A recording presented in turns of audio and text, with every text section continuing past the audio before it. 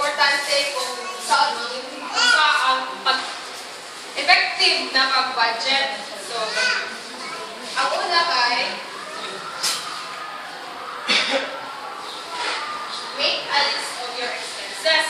So, kana siya, mag-imuta o ganang listahan sa atong mga pamaliton or sa atong mga gastos sa isang bulan. May para makita na ito partial bitaw na ito ng mga gasto in the future na possible na ito na ma-spend sa atong income or sa atong nasa atong kwarta. Example sa mga list sa expenses, kana wala siya ang mga kung rent mo, rent, payments, kung purchase per yung magazines, imo na per kung ang bilang amount, mga transportation, yung mga utility, kung asa mo mag-adto, so wala siya ang mga sapon sa utang niya sa inyong listahan. Second is, separate your wants and needs. So, ang kalagyan sa wants and needs is, ang wants is ganun ito ang murag, hindi kayo siya importante na inyong mga ginagamit.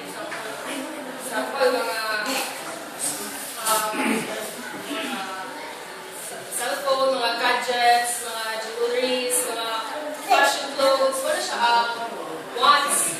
So, ang needs is ganun, kailangan nato sa atong adlaw-adlaw na panginabuhi, like food, sa mga palikong tubig, wala siya ang mga needs na kailangan sa atong adlaw-adlaw. Consider incorporating a savings plan into your budget. I-apply niya sa inyong budget na namin ang murag set aside na money para sa future na, for example, like mga emergency, mga yana, mga unexpected na mga kitap na simba ko, yana, namoy mga set aside para namoy makuot, ilang mo sige, ilang ta-permit yung nakutang sa asa, nang natay atong magalingon ba, para naputay makuha sa atong PC.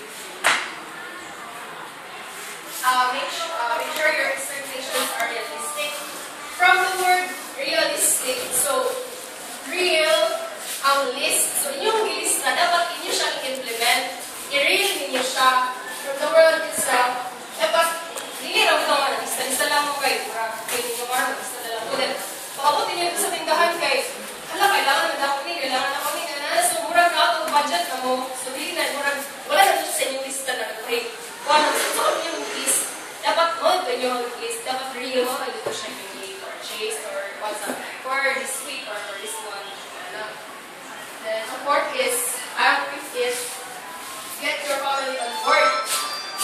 Lahat mo kayo kung ang mama lang or ang papa lang nakabalo nga nagpipigay mo, nga na budget, niya kaninyo nga din partner nga, sigasto nyo, wala kabalo nga, kung sa murag, useless ka yung pag-budget ko, wag imong kauban, sigasto yung mga anak, sinsalang nga, anak-anak. So, dapat, ang family, kabalo sila, kung nakita lang yung budget, nakakuwate, para ma-aware pa sila na, dili sila basta-basta magkalite. Na may limit lang your, imong budget, na bulan. Next. Muna siya ang 3 benefits of available savings account. So,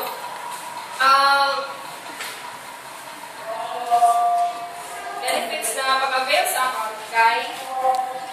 First is, secure. Pag natay account, dili na siya dahil uot. Dili na ito dahil makuhaan. So, dili na ito kasi wala ko na kwarta. So, ako na sa itong gamiton. Dili na ito kay sa'yo dili na ito mabantay na itong kwarta uot na guys. So, kung secure ba itong kwarta na nasa bangko, so, murag lisa ito siya kabato pa ATM machine, kaya bato pa dito. Murag, dili po siya dali-dali ito. Bitahay naman ay mga kawat-kawat. Dili siya dali-dali makuha kayo. Wala man sa inyong balay. Dara man sa kuha mga simbako na mga unexpected events na mga ito. Sooner na, dili siya dali-dali mawala sa inyong balay. Naman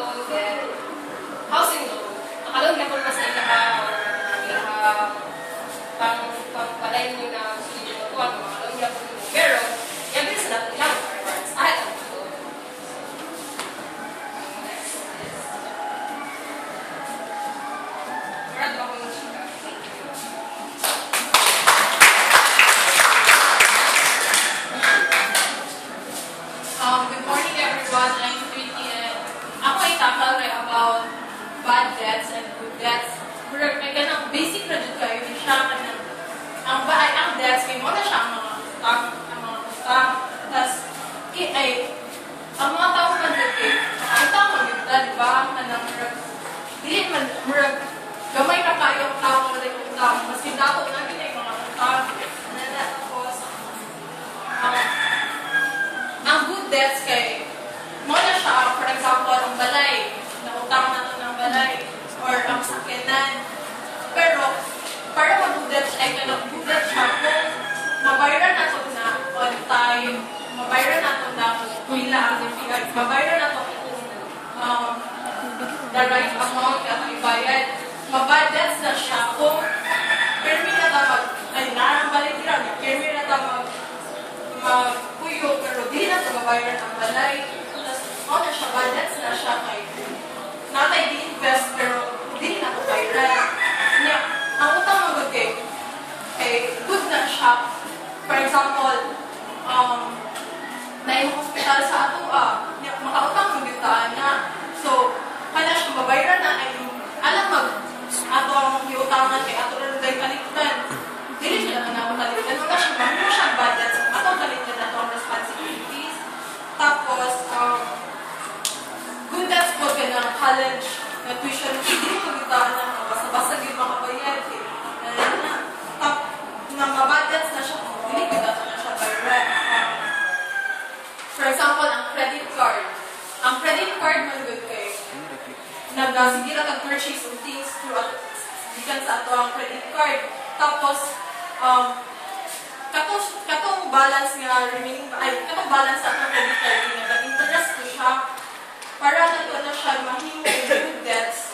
Ato jud na siya every month makaka-atuan ng bayaran para ang interest magkagamay. Ang interest kay dili na siya magka-interest and mabayaran na to siya without interest or kung naman siya interest at least gamay lang din siya.